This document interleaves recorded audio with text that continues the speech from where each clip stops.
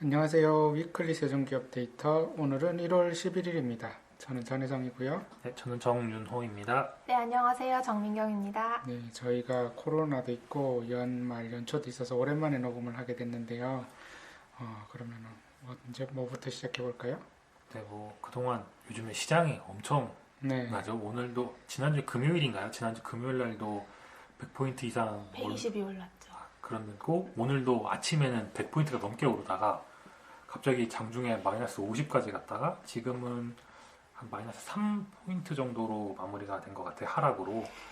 진짜 그만큼 변동성이 엄청난데 일단 시장에 대한 궁금증이 좀 저희도 많이 있어요. 왜냐면 이게 진짜 좋아서 오른 건지 아니면은 정말 유동성으로 오른 건지 이런 걸 좀 판단을 해보고자 여러 가지 좀 자료를 저희도 준비를 좀 해봤는데 네, 네. 첫 번째로 저희가 말씀을 드릴 건 요즘에 언론에서도 많이 나오고 있는데 뭐 가계 대출이 증가하고 있다, 뭐 기업들도 대출이 늘어나고 있다라고 그런 이야기들이 많이 나와 있습니다. 그래서 저희가 한국은행에서 이제 예금은행 기업 대출금 말잔 기준으로 그 공시를 하고 있는데 그거 자료를 좀 한번 정리를 해봤습니다.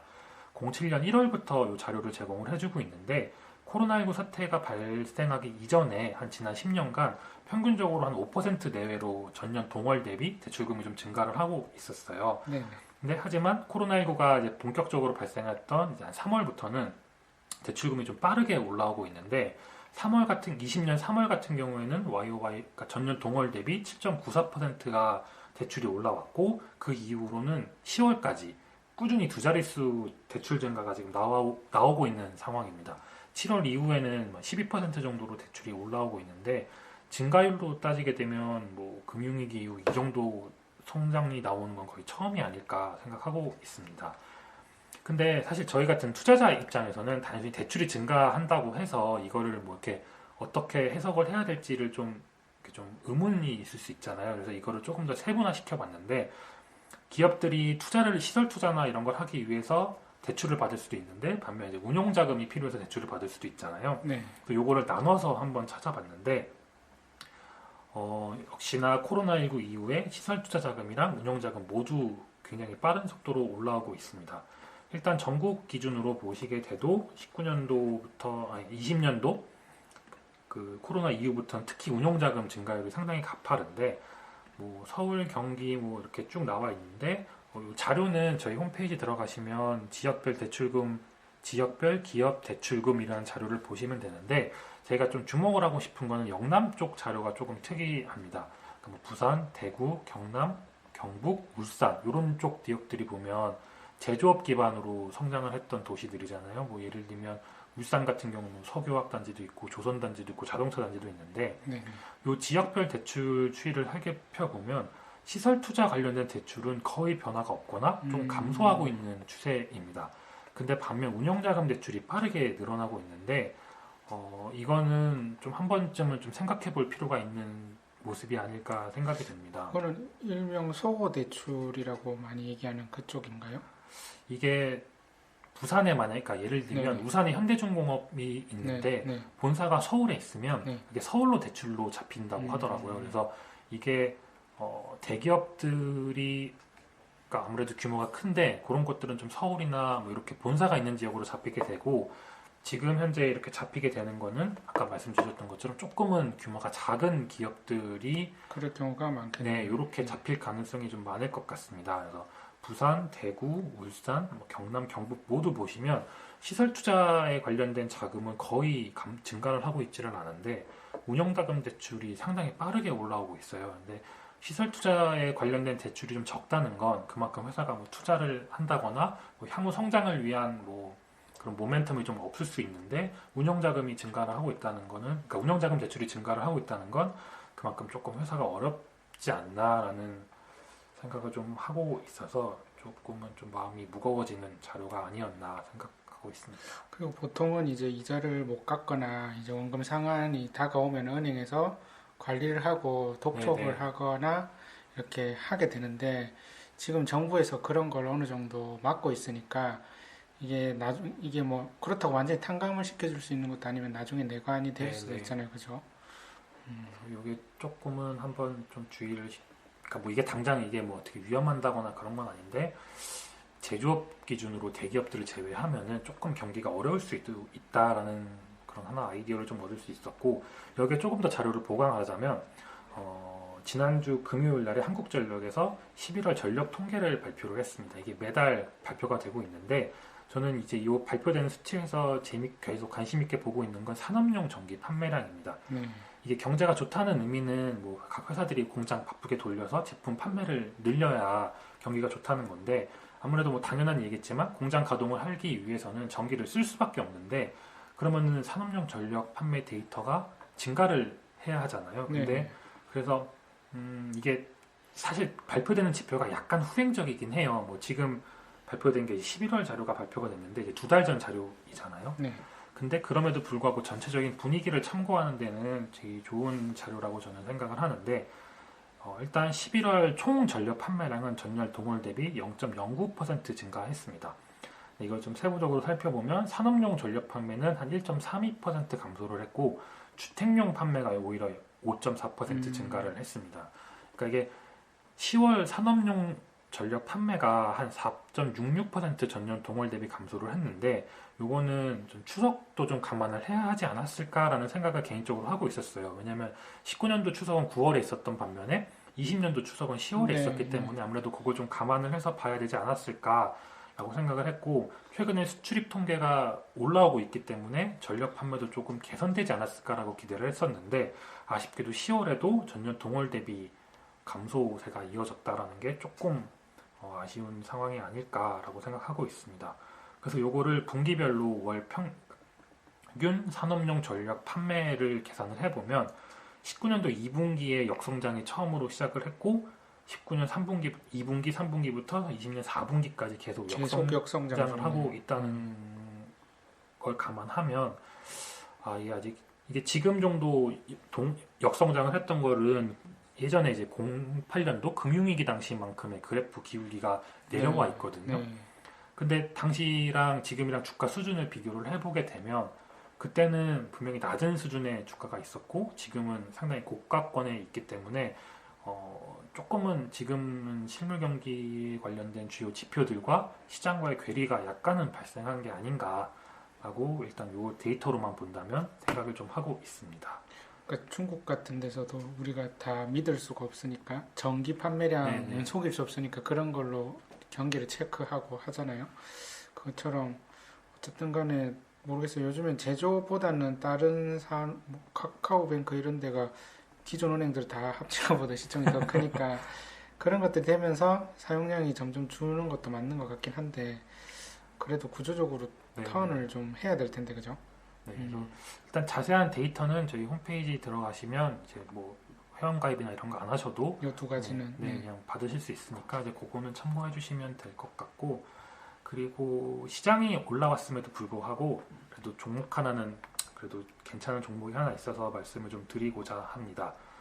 일단 대원이라는 그 건설 회사예요. 네. 근데 이게 왜 좋냐라고 보시면, 일단 건설 회사의 가장 기본인 수주가 굉장히 빠르게 늘어나고 있습니다.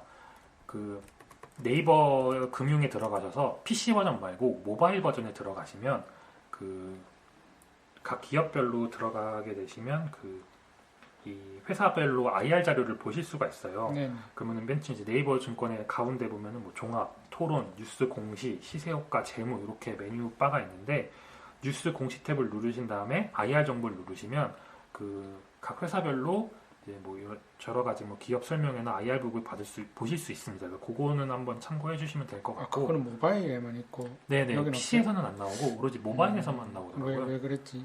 그러게요. 저희가 네이버한테 알려드려야 되나? 그래서 일단 저는 이제 모바일로 들어가시면 그 자료가 나오게 되는데, 네네. 일단 3분기에 신규 수주 잔고가 4,323억이 됐습니다. 이게 19년도에 2,049억짜리가 억 원이었는데 네. 3분기에 4,323억이 된 거죠. 그러면 수주가 얼추 보게 되면 거의 수주 잔고가 더블이 된 건데, 건설업은 잘 아시겠지만 먼저 일단 공사를 수주를 하고 그렇죠. 그 수주 잔고를 바탕으로 공사를 하면서 매출과 이익이 인식이 되기 시작을 하는 건데, 네네. 일단 수주 잔고가 작년도 19년도 말 대비 더블이 했다라는 건 앞으로 향후에 실적 증가가 개선이 될 가능성이 굉장히 높다라는 걸로 좀 보고 있습니다. 조금 더 의미가 있는 건 요렇게 된 것들이 자체 분양이나 뭐 이런 사업들인 거예요. 그래서 8월에 구리 인창동의 칸타빌이 100% 분양이 완료가 되면서 신규 분양액이 한 1,000억 정도 발생을 했고 네. 10월에도 대구 동인동 센트럴 칸타빌에 이제 뭐 고수주잔고까지 합치게 되면 요거는 10월에 되었기 때문에 3분기만 수주잔고에 안 잡혔는데 요거까지 반영을 하게 되면 지금 수주잔고 6,500억 정도까지 올라간다고 합니다. 네. 그래서 이런 것들이 이제 분기별로 매출로 계속 반영이 되기 시작을 한다라고 하면 21년, 22년, 뭐 23년까지 실적 개선이 될 가능성이 높지 않을까 생각하고 있습니다. 대부분 칸타빌이라는 이름은 들어본 것 같아요, 그죠? 네. 네. 아주 메이커는 아니라도. 네. 근데 이게 요즘에 회계 기준이 조금 바뀌면서 전에 IS 동서에서도 그렇게 얘기를 했지만 정확하게 어떤 기준인지는 모르겠는데 어떤 아파트 현장은 진행률로 해가지고 매출액이 따박따박 잡히게 되고 또 어떤 아파트 매출 현장은 거의 준공이 다 네. 돼야 매출액으로 잡히는 경우도 있더라고요. 이게 최근에 바뀌면서 그래서 그런 물론 실체는 똑같지만 이제 저희가 오너가 아니라 기숙자를 기다리는 네, 입장에서는 그것도 다르니까 여기는 어떤 케이스인지를 좀 왜냐하면 갑자기 이렇게 수주 잔고가 늘어났으니까 그죠? 네네네. 만약에 매출액은 안 잡히고 원가가 먼저 잡히게 되면은 수치적으로는 안 좋게 네, 그럴 수도 있습니다. 보일 수가 일시적으로 또 있는 것 네, 같아요. 네. 모든 건설사가 마찬가지니까 이거는. 네, 그래서 말씀 주셨던 것처럼 최근에 분기별 실적을 보시게 되면 굉장히 좀 부진합니다. 근데 네. 일단 3분기 때 이렇게 부진했던 이유도 요 그런 모델하우스 같은 이런 그쵸. 판촉비나 뭐 먼저 이런 거를 먼저 나가게 나가기 때문에 3분기에 일회성 비용이 좀 크게 발생하면서 좀 적자가 났는데 일단 그 자료 보시게 되면 확실히 뭐 건설사 투자 포인트라고 하면 뭐 수주 증가하는 거 딱 그게 하나가 될 수 제일 중요한 거기도 하니까 그거 한번 자료 참고해 보시면 뭐 좋지 않을까 생각합니다. 좀 건설사들이 다 좋은 것 같아요. 그리고 오늘 뭐 대통령도 그거를 뭐 공급을 못한 거는 본인이 잘못했다라고 얘기를 하고 네. 공급을 하는 방법으로 최대한 노력을 하겠다라고 했으니까 그렇게 되면 건설사들은 어차피 미분양만 안 나면 되는 거잖아요. 그쵸, 그죠? 그쵸. 특히 뭐 아파트 짓는 건설사들은 요즘에 근데 뭐 미분양 난리가 제발 미분양 나면 저 주세요.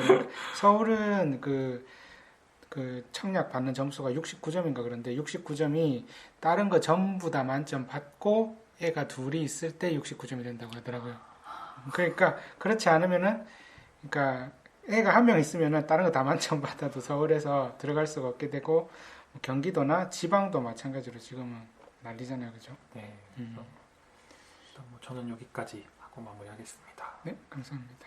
네, 저도 시장 관련된 자료를 좀 준비를 했는데요. 그래서 원래는 저도 종목 얘기를 준비를 했다가 이제 오늘 만들어 놓은 자료가 이제 개인적으로도 좀 이제 의미가 있다고 생각을 해서 말씀을 드리려고 가지고 왔습니다.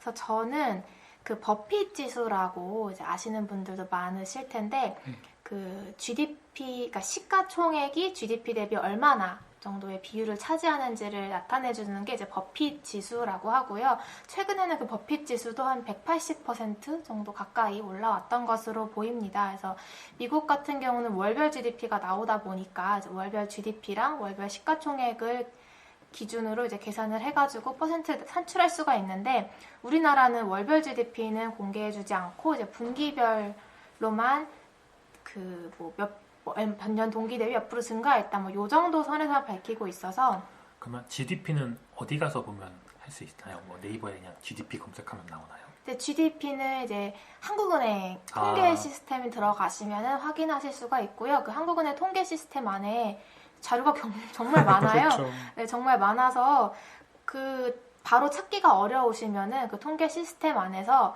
그 예를 들어서 뭐 가나다 순으로 정렬을 해가지고 내가 찾고자 하는 그 단어 근처에 가서 비슷한 걸 찾다 보시면은 이제 국내 총 생산이라는 그 금액, 그 타이틀을 어렵지 않게 찾으실 수 있으니까 GDP는 한국은행 들어가서 보시거나 뭐 그 외에도 뭐 여러 그런 국가 기관들에 다 나와 있을 텐데 그 막상 찾으려고 보면 되게 헷갈리거든요. 그래서 한국은행 통계 시스템 들어가셔서 보시면은 확인하실 수가 있습니다.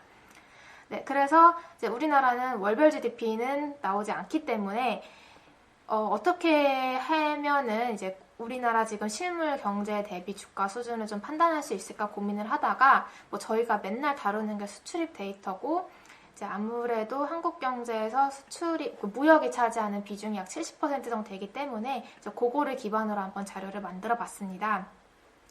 일단 지금 1월 11일이고 오늘까지 해서 2021년 1월부터 10일까지 잠정 수치가 나왔는데요. 그거 말씀드리기 전에 12월 자료부터 먼저 말씀을 드리겠습니다. 그래서 12월에는 세부 항목별로는 아직 나오지 않았고 전체 금액이랑 산업 위주로만 지금 발표가 됐는데 2020년도 12월 수출 규모는 전년 동기 대비 12.6% 증가한 514억 500만 달러였습니다. 그래서 하나로 그 2020년 12월 환율 기준으로 계산을 해보면 하나로는 약 56.4조 원, 그러니까 56조 원 뭐 정도 되고요. 수입 금액은 444억 6,200만 달러로 하나로는 약 48조 원 정도 됩니다. 48조, 49조 원 정도 되니까 합산하면은 100조가 넘는다고 보시면 되겠고요. 일단 수출 규모 자체는 저는 개인적으로 굉장한 서프라이즈였거든요. 왜냐면은 역대 12월 수출 금액 중에 가장 좋았고 월별로 치면은 반도체 슈퍼사이클이 있었던 2017년도 9월 그리고 2018년도 10월 이후로 세 번째로 좋은 숫자였습니다.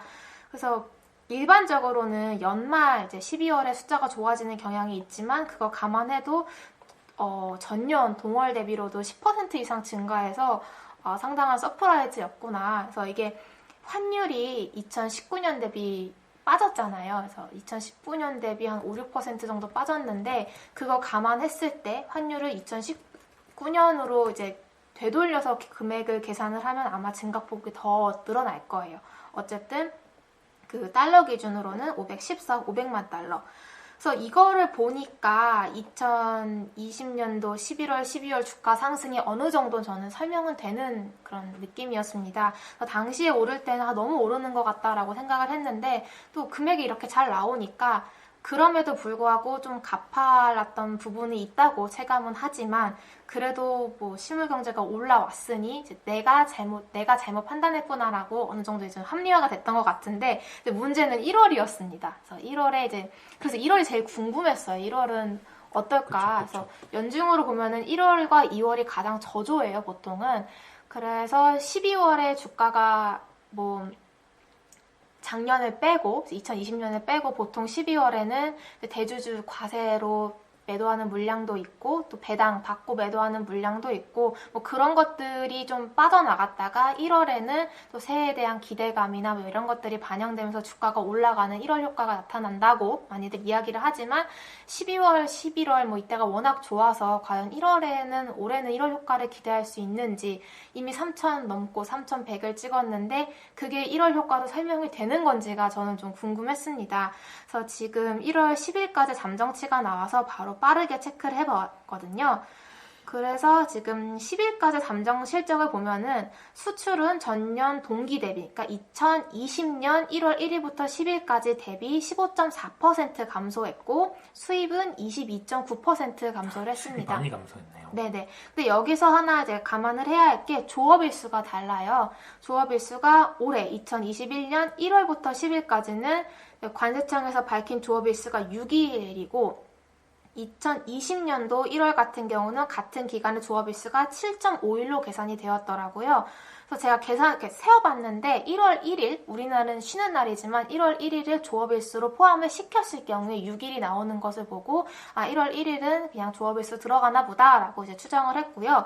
그래서 요거를 감안을 하면은 일평균 수출 금액은 5.8% 증가했다고 합니다. 그래서 여기까지만 봤을 때는 뭐 1월도 그렇게 나쁘지는 않은가 보구나 판단을 해서 원래는 10일까지 숫자니까 여기다가 단순히 곱하기 3을 해서 1월 7일 계산을 하려고 했는데 조업일수가 맞지 않아서 차라리 그 6일치의 금액을 나눈 다음에 이제 요거를 다시 연환산을 시켜서 계산을 해봤는데 그렇게 했을 때 추정 결과도 뭐 엄청 좋지는 않습니다. 그래서 제가 계산한 값을 보자면 수출은 2020년 1월과 비교를 했을 때 이제 계산을 해보면 YOY로 약 9% 빠지는 금액이 나오고요. 수입은 약 3%, 그러니까 2.95% 빠지는 금액이 나옵니다. 그래서 이게 일평균은 느는데 왜 전체는 빠질까라고 생각을 해봤을 때 돌이켜 생각해보면은 남은 20일 기간 동안의 수치에서 변화가 컸겠구나라고 생각을 좀 하게 되었고요. 어쨌든 지금 열흘치만 가지고 보면은 열흘치 갖고 한 달을 추정을 했을 때는 수출과 수입 모두 다소 하락하는 금액인데 제가 여기에는 환율 빠지는 걸 감안을 하지 않았습니다. 환율이 1월 환율이 2019년 1월 대비 현재까지 약 6.4% 하락했다는 점을 고려하면은 수출 금액의 하락폭은 남은 20일 동안 장사가 지금처럼 흘러간다면은 별로 좋지 않다는 것을 좀 감안을 해볼 수가 있겠습니다. 그래서 여기까지가 지금 12월과 1월에 그 수출입 물동을 계산한 값이었고요. 제가 서두에 버피 지수를 말씀을 드렸는데 제가 계산을 해봤어요. 그래서 월별 수출입 총액 대비해서 시가총액 비율이 얼마나 될지를 계산을 해보았는데 시가총액은 그 한국거래소에서 제시해주는 자료를 바탕으로 했고 수출입 자료는 월별 데이터이다 보니까 거기다가 곱하기 12를 해서 연환산을 해서 월별 데이터를 다시 가공을 했습니다. 그래서 그렇게 했을 때 데이터를 2020년도를 보면은 그러니까 여기서 말씀드리고 싶은 거는 당연히 그 무역에서 나타나는 금액이 GDP랑은 상이할 수가 있어요. 그러니까 한 달에 거래되는 게 약 100조인데 곱하기 12를 하면은 1200조 정도 되거든요. 근데 GDP는 못해도 한 1700조까지 나오니까 나머지 500조에 대한 금액은 그 내수에 대한 부분은 제외를 하고 봐야 하지만 저는 어쨌든 15년치를 비율로 같은 기준으로 비율로 계산을 했기 때문에 이제 그거를 감안해서 말씀을 드리겠습니다. 그래서 일단 2021년 1월에 잠정치 기준으로 했을 때는 234%로 결론적으로 말하면 그런 무역에서 나오는 금액 대비 시총 규모는 2.3배가 달한다는 것을 의미합니다. 그래서 이게 크냐 작냐가 이제 궁금할 수 있는데 그냥 역대 최고예요. 역대 최고 수준이고 시가총액이 2005년 이전 자료는 없어가지고 그 이전 자료는 제가 계산을 못해서 IMF 때는 어땠는지 모르겠더라고요. 근데 일단 금융위기 때 가장 상단이 180%였습니다. 178%, 9% 정도였기 수출입 때문에 전체 규모 대비 시가총액 비율이 한 180% 정도. 네네. 그러니까 금융위기 직전에 주가가 가장 높았을 때. 그때도 아마 뭐 유동성이 풍부해지고 유동성 상생이 뭐 이런 이야기가 많이 나왔었던 것 같아요. 저는 그때 주식은 하지 않았지만 근데 그때 이제 금융위 폭락장이 오기 직전에 최고치가 180%까지 올랐었는데 이후에 금융위기가 오고 나서 그 비율은 53%까지 빠집니다. 53%요? 네네. 그러니까 실물 경제가 그렇게 많이 좀 빠지긴 했는데 그거 대비 낙폭은 훨씬 컸던 거죠. 그래서 실제 그 당시에 지수 수준은 실물 경제 대비 53%까지 빠졌다가 이후에는 뭐 그런 무역 수지도 이제 점차 개선이 되고 그 지수도 개선이 되었는데 오랫동안 박스피에 갇혀 있다 보니까 2016년도까지는 100% 안팎에서 왔다 갔다 했어요. 그러면 거의 뭐 1대1이라고 보면 네네. 되는 거네요. 거의 1대1 수준이었고 2016년 이후에 2016년 가을부터 이제 반도체 슈퍼사이클 도래하면서 이제 주가가 막 올라갔을 때 그때 상단은 160%입니다. 그래서 그리고 그때 평균이 한 130% 정도였는데 저는 개인적으로 아까 혜성연구원님께서 말씀하셨다시피 이 전체 산업 구조의 변화도 저는 감안을 해야 한다고 생각해요. 뭐 카카오뱅크도 말씀하셨지만 뭐 K-팝, 한류 수출 금액도 엄청 많이 늘었고 컨텐츠 수출도 늘었는데 이런 것들은 이제 무역 수지로는 설명이 안 되니까 그거를 저는 감안을 해서 예전처럼 100% 안팎에서 어떤 지수를 보기보다는 그래도 130, 140% 정도까지는 이 무역 지수와의 괴리는 감안을 해야 한다고 저는 판단을 하고 있는데요. 그럼에도 불구하고 지금 234%까지 올라왔어요. 금융위기 때가 180이었고 네네네. 그 17년도에 IT 슈퍼사이클 올라갔을 때가 160이었는데 네, 그때 가장 최고치로 찍었던 월은 168.8% 2018년 2월이었습니다. 근데 지금은 230 네, 234%고 제가 2020년 연간 월 평균을 내봤어요. 그러니까 2020년 1월부터 코로나를 겪은 네. 현재까지는 160%가 지난해 평균입니다. 이 안에는 코로나로 낙폭이 심했던 달도 들어가 있고 2020년 12월에 뭐 수출도 좋았고 지수도 올라가는 그것도 다 감안을 한 그 평균치가 160%이고요. 2020년 11월부터 185%, 2020년 12월에 187%, 그다음에 2021년 1월에 234%까지 올라왔습니다. 그래서 사실 지금은 이런 분석이 의미가 있을까 싶은 그런, 그렇죠. 네, 뭐 이렇게 회의감이 가끔 들기도 하는데, 그래서 다시 또 계산을 해봤어요. 그럼에도 뭐 하는 일이 이런 거니까 계속 저는 뭐 이런 분석글을 써야 되고 해서 계산을 해봤는데, 그래, 작년 12월만큼 180%까지만 돌아간다면 주가지수는 어떻게 될까라고 해봤더니, 그래도 1월에 숫자가 뭐 조금 더 잘 나온다 해도 2,300, 400까지는 충분히 가능성이 있는. 네, 그게 180%라는 그러니까 괴리율을 따졌을 때 그 정도 선이 됩니다. 그래서 더 제가 말한 2,300, 400도 저는 개인적으로 좀 보수적으로 봤던 숫자인데 글쎄요, 이게 작년 평균 160%고 석 달치 그래도 한 180%까지 왔으니까 이 234%를 무엇으로 설명을 할지 모르겠더라고요. 그래서 진짜 좋게 1월, 2월이 뭐 경기가 막 좋다 이러면은 이게 내려올 수밖에 없어요. 실물 경제가 올라오니까. 근데 그러지 않고서는 글쎄요. 2월은 또 주어빌수가 짧아요. 참고로. 28일밖에 안 되기 때문에 연간 최저치 달이 2월입니다. 그래서 그거를 감안하면 1월, 2월, 3월에 이제 공매도 폐지가 어떻게 될지 모르겠는데 너무 어려운 것 같아요. 어쨌든 분석상으로는 지금은 이제 그 과거 데이터를 봤을 때 100% 언저리에서 있다가 130%로 평균이 올라왔다가 최근 한 4년 중에 상단이 160, 170%였는데 이제 넘어서 234%까지 갔으니까 어느 정도는 조금 내려오는 모습이 보여야 다시 저희가 또 좋은 기회를 잡을 수 있지 않을까 싶은데 지금은 너무 어렵네요. 주가가 오른 건지 돈의 가치가 떨어진 건지 뭐 아니면 그 두 개가 복합적인 건지. 네, 그래서 방금 계산한 값은 어쨌든 환율을 반영을 했는데 또 최근에 1월 들어 환율이 또 올라오더라고요. 그래서 참 그런 것들을 다 따져서 이제 내야긴 해야 되는데 너무 어려운 것 같습니다. 어쨌든 저의 결론은 좀 내려와 주면 나에게 다시 기회가 올 것 같은데 저는 지금 장에서는 쉽게 어떤 매매를 하기 너무 어려운 것 같습니다. 좋은 인사이트 감사합니다. 저의 결론은 그렇습니다. 감사합니다. 네.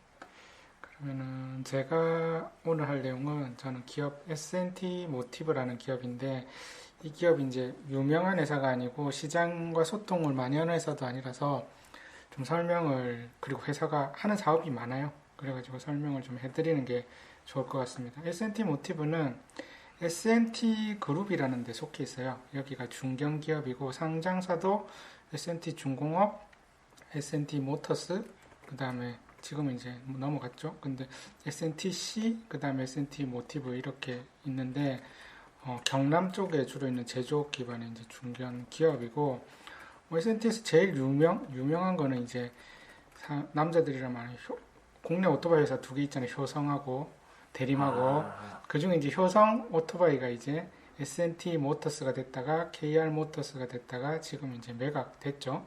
그래가지고 그게 아마 S&T 그룹의 제품 중에서 B2C가 없기 때문에 그게 제일 유명한 것 같아요. S&T 모티브는 그럼 뭐 하는 회사냐면 원래는 GM 대우의 협력사였어요. 1차 협력사라 가지고 우리 뭐 쉐보레를 맨날 놀리는 게 뭐 미션이 보령 미션이라서 안 좋고 터지고 이런 얘기를 하잖아요. 거기서 말하는 게 이제 GM 그리고 옛날 대우의 보령 미션 공장 얘기하는 건데 거기서 그 미션에 관련된 이제 오일 펌프라든지 이런 걸 납품했던 회사였던 거죠. 그러니까 사실은 원래는 얘는 GM 대우 계열의 협력사여서 현대차랑은 관계가 없었어요. 근데 대우차가 이제 망하게 되면서 GM 대우가 됐죠. 그러니까 대우가 개발을 잘 하니까 뭐 크루즈라든지 이런 차들은 대우가 개발한 거를 글로벌로 판매하고 그랬잖아요. 그래서 그때는 대우에서 쌓았던 실력을 가지고 글로벌 판매를 했죠. 제일 잘했던 게 이제 미션 관련된 오일 펌프라든지 뭐 이런 것들을 많이 판매를 했는데 이제 GM 대우가 예전만큼 국내에서는 이제 힘이 빠지니까 뭐 지금도 그렇잖아요. 예전에는 삼성하고 거래하는 회사들은 절대로 뭐 LG랑 거래를 못 한다거나 이런 게 있었는데 지금은 그런 게 어딨어. 돈 되면 다 하고 싸게 해주면 다 하는 거지 하는 것처럼 그런 게 조금 약해지면서 현대차랑도 일을 하게 됐어요. 이제 제일 처음 시작했던 게 얘들이 하는 사업부 중에서 클러스터, 그러니까 계기판이라고 하죠. 계기판 같은 것들을 이제 외주로 하나씩 줘보면서 얘들의 실력을 본 거죠. 얘들이 퀄리티에 맞춰서 잘 납품을 하는지. 그리고 얘가 했던 게 샤시류는 주로 이제 우리가 말하는 쇼바. 그러니까 그걸 뭐라고 하죠? 정확한 용어는 어쨌든 쇼바라든지 에어백 같은 이런 아이템들을 했는데 이런 걸 하나씩 부품을 주면서 얘들이 실력이 있구나라는 걸 알게 된 거예요. 그리고 그러면서 얘가 지금 이제 관심을 받는 이유는 모터를 합니다. 모터가 여러 종류가 있겠지만 그 중에서도 구동 모터죠. 엔진 역할을 하는. 그래서 현대차가 지금 생산하고 있는 니로 아이오닉, 새로 나온 아이오닉 말고요. 니로 아이오닉, 코나 전기차, 그리고 넥소 수소차에 들어가는 구동 모터도 다 얘가 담당을 하고 있어요. 이게 참 웃긴 게 사실은 전기차가 한 1년 전부터 갑자기 난리가 났는데 한 2년 전만 해도 생각해 보면은 전기차는 우리가 제주도 가서 한번 타보거나 아니면은 저기 동사무소 같은 데서 어쩔 수 없이 타는 그런 차, 좀 못생긴 차, 그런 차라는 인식이 있었지 우리가 지하주차장에 대놓고 탈 거라고 아무도 생각을 안 했거든요. 그렇기 때문에 그 말인즉슨 생산 대수가 많지 않다는 거죠. 그러니까 모비스는 근데 한 2년 전에 생각해보면 그때도 하이브리드 차량은 많았거든요. 대수가. 뭐 소나타 하이브리드 이런 것들이 막 돌아다녔으니까 우리가 하이브리드 모터를 할게. 너가 전기차 모터를 해. 라고 외주를 준 거예요. 얘들한테. 그게 왜냐면 대수가 몇 대 안 되니까. 당시에는 돈이 안 됐어요. 돈이 안 됐죠. 그래가지고 했는데 얘는 형님이 시키면 이해하고 주셔서 감사합니다라고 해야 되죠. 그렇게. 근데 이제 모티브가 조금 더 전으로 그럼 이 모터를 만드는 기술력이 어디서 나왔냐면은 얘가 원래는 방산을 해요. 사업 중에. 방산은 이제 K1, K2 소총 이런 것들을 만드는 부분이 있고 그 다음에 또 사업 부분의 하나는 이제 반도체 부품도 만드는 것들이 있는데 이렇게 깎고 하는 것들의 기술이 있다 보니까 얘들이 처음에 그 방산 아이템 중에서 군대에서 쓰는 큰 레이더 있잖아요. 큰 레이더 같은 경우는 정확한 제가 레이더 병은 아니라서 모르겠는데 각도를 0.1도까지 정확하게 맞춰야 그 정보를 받아서 이렇게 하니까 정확하게 컨트롤이 되는 게 중요한 거죠. 그리고 그 레이더가 이제 영화 같은 데서 보면 엄청 크잖아요. 그거를 돌릴 수 있는 힘이 있고 그 다음에 정확한 딱 멈추는. 그래서 사실 우리가 모터가 우리는 이제 잘 모르니까 이게 땡기면 몇 킬로까지 나가느냐, 파워가 얼마나, 출력이 얼마나 되느냐를 가지고 가는데, 모터가 속력을 내는 것보다 더 중요한 거는 정확하게 꺼야 될 때 꺼져야 된대요. 그러니까 여기서 이만큼 가속을 했다가 이만큼 감속을 하면 그걸 정확하게 탁탁 되지 않으면은 그냥 초고속으로 달려가서 사고가 나니까. 근데 자동차라는 거는 훨씬 더 그거 한 거잖아요. 뭐, 사우디에서도 다녀야 되고, 그쵸. 북유럽에서도 다녀야 되니까, 그런 이제 방산에서 했던 모터 기술이 있었는데 이거를 GM에서 처음에 뭐 쉐보레 같은 걸로 막 테스트를 했겠죠. 거기에 넣어가지고 양산은 되진 않았지만 그런 걸로 막 테스트를 할 때 같이 컬이 들어갔던 기술이 있었던 거를 이제 현대차의 그 1티어 부품사가 돼가지고 경험치를 쌓은 거죠. 어떻게 보면은 그렇게 해가지고 얘가 기존에 하던 뭐 계기판, 샤시, 에어백 이런 것들도 점점 매출액이 줄고 있지만 지금도 하고는 있어요. 근데 이제 관심이 받고 있는 거는 작년 2020년까지 3분기까지 친환경차 관련 매출이 1,600억이었고 이제 4분기까지 하면 2,300억 매출이 나올 거고 이걸 좀 분석해 보면은 전기차용 구동 모터 아까 말한 그게 1,800억, 그 다음에 하이브리드 스타트 모터, 그러니까 하이브리드 차량도 우리 차량이 정차됐을 때 시동이 완전히 꺼졌다가 이제 다시 돌리는 그런 역할을 하는 모터가 이제 500억에서 2,300억이 되고, 그리고 자동차 전체 매출로 치면은 이제 8천억 원 매출이 되는 거죠. 얘가 이제 지금 9천억 원, 1조 조금 안 되는 매출인데 그 중에 대부분이 이제 자동차인 겁니다. 그래가지고 21년도는 예상을 해보면은 기존에 8천억에서 한 1천억 정도 증가해서 9천억 정도 될 걸로 예상을 할 수 있고, 아까 말한 총기 방산하고 합치면은 1조에서 1.1조 정도 매출해가고 영업이익 10%, 그러니까 1천억 정도 영업이익이 달성될 걸로 예상이 된다고 합니다. 그래서 근데 얘가 이제 주가가 업다운이 되기 한참 잘 나가다가 또 주가가 빠졌다가 최근에 또 올라온 게, 이제 현대차의 다음 플랫폼은 이제 EGMP라는 플랫폼을 쓰잖아요. 그전에는 니로, 코나, 아이오닉 이렇게 따로따로 만든 차에다가 이제 억지로 넣었다고 하면은 EGMP라는 새로운 차량 플랫폼을 만들어서, 그건 완전 전기차를 위한 플랫폼을 만들어서 그걸 가지고 이제 뭐 아이오닉 5, 6, 7 이렇게 종류별로 만든다고 하는데, 이 EGMP가 올해, 그러니까 21년 5월 정도부터 출시가 될 거거든요. 그렇게 하면서 이제 EGMP 관련 부품을 발주를 한 거죠, 현대차에서. 근데 1차분은 이미 발주를 했고요. 1차분은 배터리 같은 경우는 이제 SK 이노베이션이 들어가 있죠. 우리가 다 알다시피.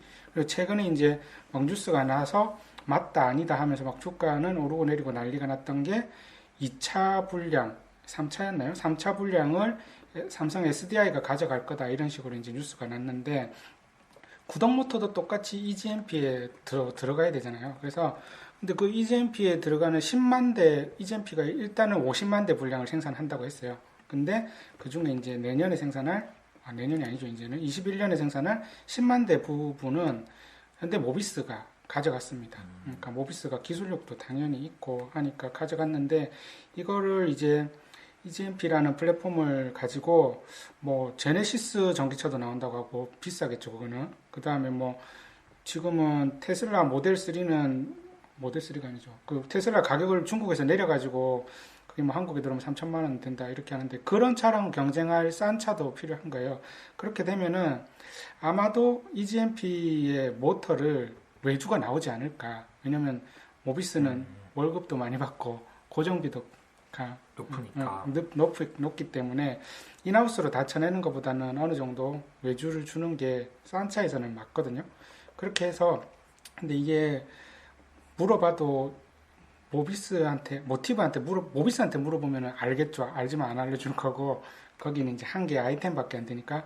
모티브는 자기들도 되게 알고 싶은데도 형님이 줄 때까지 이제 기다리고 있어야 되는 거죠. 근데 이제 2차 물량이 올해 이제 나와야 되는데, 올해 초에 이제 나와야 내년부터 생산되는 걸 할 수 있겠죠. 근데 국내 회사들 중에서 이런 구동 모터를 개발해서 양산차에 넣어본 회사가 딱 세 군데가 있어요. 모비스 당연히, 그 다음에 LG전자. LG전자는 이제 GM 볼트에 이제 패키지로 해서 구동 모터를 납품하고 있죠. 그리고 지금 LG전자는 그 모터를 가지고 이제 마그나라는 큰 회사랑 같이 이제 JV를 만들어서 글로벌을 공략하겠다라고 해서 주가가 엄청 올랐죠. 그 다음에 모티브, 이 세 개 회사가 구동 모터에 대한 레퍼런스를 가지고 있는 거죠. 근데 사실은 모비스가 모르겠어요. 50만 대를 다 가져간다고 하면은 할 말 없죠. 형님이 가져간다고 하는데. 근데 만약 외주를 주게 된다면, 이제 원래는 모티브 아니면 LG전자였는데, LG전자는 지금 좀 더 큰 그림을 그리고 있는 것 같아요. 그러니까 마그나라는 회사랑 같이 글로벌을 공략하겠다. 이렇게 되면 어떻게 보면 현대차보다는 모비스랑 경쟁 관계가 될 수도 있는 거잖아요. 마그나라는 다른 회사랑 그렇죠. 하니까. 그렇기 때문에 EGMP 2차 물량에서 LG전자가 받을 확률은 적지 않을까. 굳이 우리 기술을 경쟁사한테 이제 줄 이유는 없으니까. 그런 의미에서 뭐 LG화학 대신에 SDI가 들어간다는 예상도 있듯이, 그렇게 되면은 이거 레퍼런스가 있는 회사는 모티브 정도밖에 없으니까 받을 수 있지 않을까라는 예상을 해볼 수 있는 거죠. 근데 나와야 나오는 거니까. 그리고 이거 말고도 이제 GM향, 아까 LG전자가 GM 볼트에 모터를 공급한다고 했는데, 모터를 이제 드라이브 유닛이라는 패키지로 만드는 일은 모티브에서 하고 있거든요. 그러니까 LG에서 모터를 받아서 이것저것 부품과 결합해서 드라이브 유닛이 모터가 대당 한 100만 원 정도 하고 이제 드라이브 유닛은 원화 기준으로 대당 한 200만 원 정도 되는데 이거를 이제 2020년도에 코로나가 심해지면서 이제 처음에 판매가 안 되다가 3, 4분기 되면서 계속 물량이 다시 증가하고 있어서 내년 같은 경우는 20년보다 더 좋아질 거니까 여기서도 매출액이 증가하고 그리고 현대 트랜시스로부터 이것도 기사가 나온 건데 전자식 오일 펌프 예전에는 우리 엔진을 열어보면은 벨트들이 여러 개가 막 같이 엮여 있어서 돌아가는데 그 중에 하나가 이제 오일 펌프를 그렇게 엔진에서 나오는 회전력을 사용해서 돌렸는데 이제는 그렇게 하지 않고 전기 에너지로 하면은 정확한 컨트롤이 되고 연비도 좋아지기 때문에 그렇게 현대 트랜시스가 하던 오일 펌프를 외주를 준 거죠. 이것도 싸니까 얘들한테 주면 그렇게 하면서 이렇게 하면은 내년에 일단은 작년 20년 대비 무조건 성장이 나올 것 같고 얘들이 이제 자동차 부품 관련한 매출액이 전체 매출액에서 이제 뭐 한 80% 90% 가까이 되고 그리고 모터 관련한 매출액은 또 1,800억이었으니까 거의 뭐 20% 그리고 뭐 다른 다른 모터까지 그러니까 구동 모터 말고 다른 모터까지 합치면 거의 30% 가까이 되는 거예요. 그러면은 지금은 어떻게 보면은 모티브 말고 모비스를 샀어야 되는 장인데 왜냐면 다들 메이커 있는 큰 회사 시중에 큰 회사를 다 좋아하니까 그렇게 가는 장이지만 이런 것들이 만약에 이제 왜냐면 나와야 되거든요. 나와야 내년부터 차를 만들려면은 만약에 모티브가 받게 된다면은 좋은 결과가 있지 않을까 그렇게 생각해 봅니다. 여담이지만 저희 작년 요맘때쯤이었던 것 같은데 현대차 회장님이 네. 사셨을 때 그때가 완전 바닥이었죠. 따라 샀으면 그러니까요. 돈 많이 버셨을 것 같아요. 그러니까 좀 부럽습니다. 역시 있는 사람이 다 하다는. 다음부터는 회장님들 네. 매매를 잘 따라가야 네. 될까 봐요. 요즘에 그 이마트 정용진 회장님도 좀 버시지 않았을까 싶은데 아이고 요즘 다 버렸을 거예요. 네. 그 정용진 회장님만 부회장님인가요? 회장님인가요? 부회장님. 좀 헷갈리네. 바뀌신 것 같은데 네. 아무튼 좀 이제 같이 가지 못했던 경향이 있었는데 믿음이 부족했습니다. 죄송합니다. 네, S&T 모티브는 되게 재밌는 공시가 하나 있네요. BNK 금융지주를 네. 샀네요. 그러니까 이게 모르겠어요. 이게 별로 좋은 소식은 아닐 것 같은데 그래도 은행을 샀다는 거에서 그나마 다행인 것 같기도 하고 BNK 금융지주가 사실 주인이 그렇게 뚜렷하진 않고 롯데 계열이 제일 많이 들고 있는 걸로 알고 있거든요. 그리고 경남에 있는 회사고 그래서 뭐 은행을 샀다는 거는 뭐 지분율을 늘렸다는 건 배당도 있고 하니까 저는 이게 기존에 이 주식을 좀 가지고 있나라고 생각해서 공시 찾아보니까 네. 9월 말 기준으로는 지분이 하나도 네, 없더라고요. 네. 이번에 처음 산 것 같은데 2% 주식을 그러니까 적지 취득해가지고, 않게 금액은 150억 정도. 뭐 비싸게 사진 않은 것 같아요. 그때 이거 취득했을 때가 은행이 거의 뭐 바닥 오브도 바닥이었으니까. 그래서 공시가 재밌는 공시가 있어서 하나 말씀드려봤습니다. 그러니까 저런 거 말고 빨리 더 좋은 공시가 났으면 좋겠는데 그렇습니다. 그러면은 오늘 여기까지 할까요? 네. 네, 감사합니다. 감사합니다. 감사합니다. 본 방송은 개인적인 의견이며 최종 투자 결정과 책임은 본인에게 있습니다. 참고 자료로만 활용하시기 바랍니다.